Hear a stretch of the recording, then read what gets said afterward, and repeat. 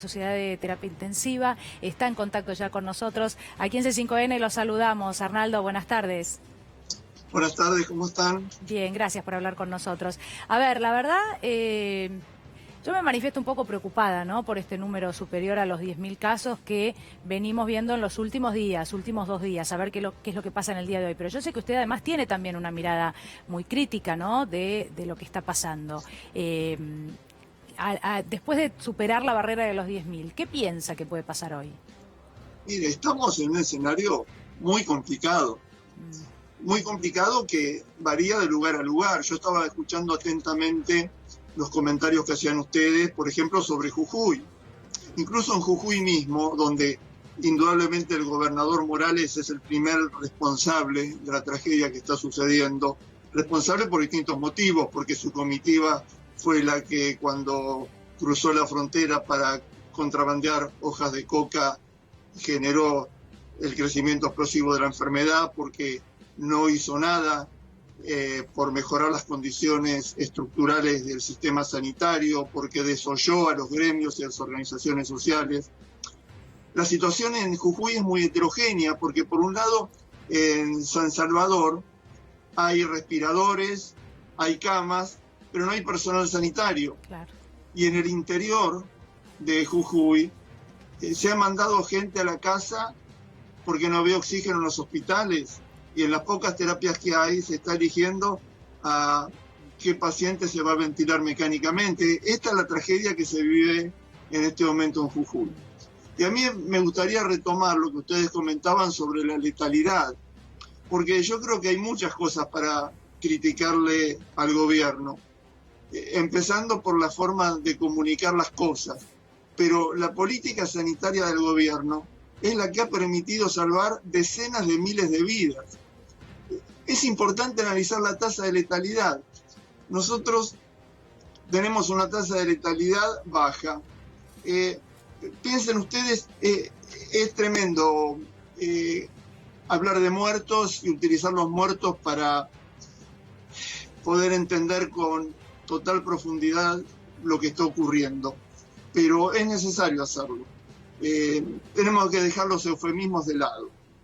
En el Reino Unido hubo algo menos de contagio que nosotros. Tuvieron 330.000 contagios y casi 42.000 muertos. Nosotros tuvimos 380.000 contagios, sí, y 8.000 muertos. ¿Por qué es esto? Porque la política de aislamiento, la tan vapuleada cuarentena, permitió que los contagios se dieran lentamente, progresivamente. El sistema sanitario se fortaleció y fundamentalmente todos los pacientes pudimos atenderlos adecuadamente. Esto salvó decenas de miles de vidas. Sin dudas. Arnaldo, ahora, le pido que se quede un segundo con nosotros, sí, porque aprovecho para despedirlo a Iván, que se quedó en el inicio del programa. Gracias, Iván, por favor, venir. Gracias. Y bueno, seguiremos atentos durante todo el día, ¿no? Ustedes por la tarde también, a ver qué es lo que se anuncia. Gracias. Gracias. Perdón, Arnaldo, la interrupción. No. Yo quería preguntarle, porque además hablaba usted de la tasa de letalidad y además en esa cifra hubo un leve incremento. Yo no sé qué tan grave es, pero ya que está, aprovecho la interrupción para dejar la pregunta planteada y que usted continúe con lo que nos estaba contando. Sí, a mí me parece muy pertinente ese comentario. La tasa de letalidad en la Argentina está aumentando. Sí. Está aumentando poco. Ha aumentado de 1.9 a 2.1. Sí.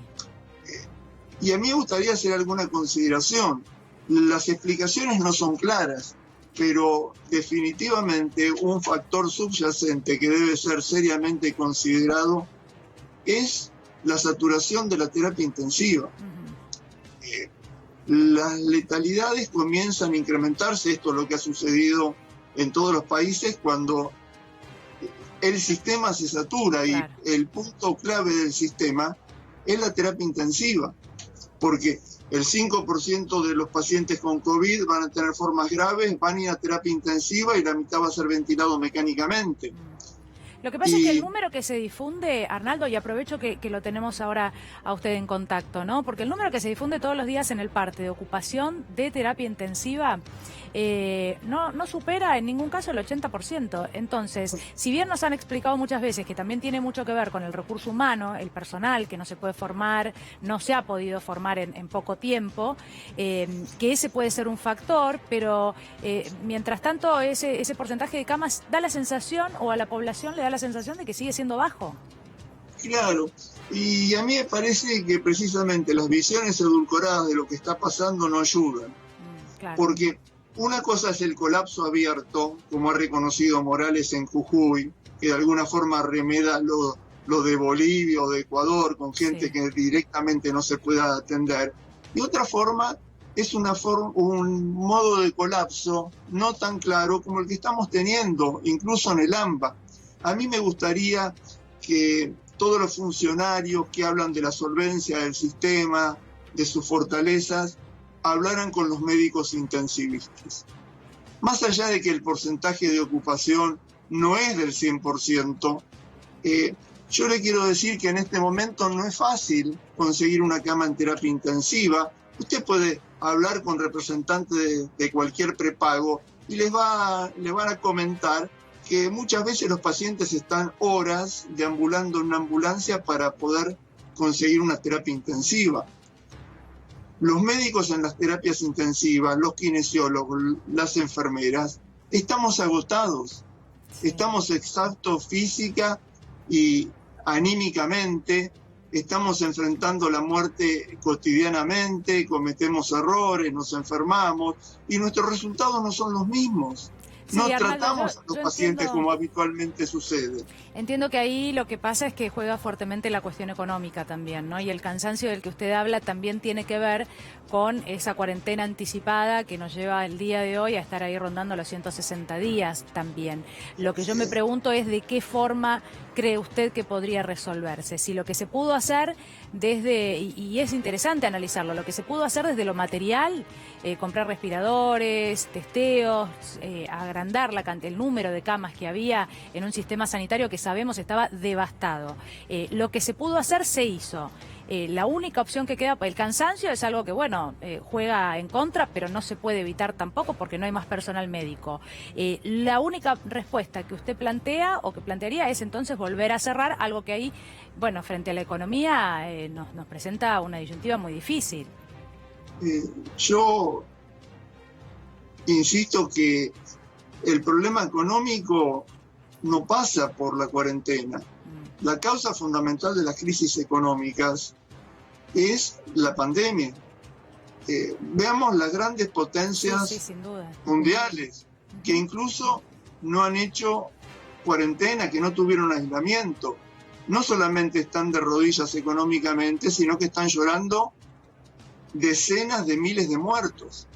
Entonces, a mí me parece que hay distintos tipos de aperturas, que hay aperturas económicas, en industrias que podrían hacerse, en comercios que podrían hacerse, pero hay una cuestión que me parece que es cultural, y la Argentina está dividida culturalmente, políticamente, socialmente, y en este contexto la misma gente que utilizó el Estado para endeudarnos, poner al país en una pésima situación y al mismo tiempo enriquecer a empresarios o terratenientes amigos que sostuvieron su gobierno, están hablando de una coerción a las libertades democráticas, están al mismo tiempo llamando a la calle,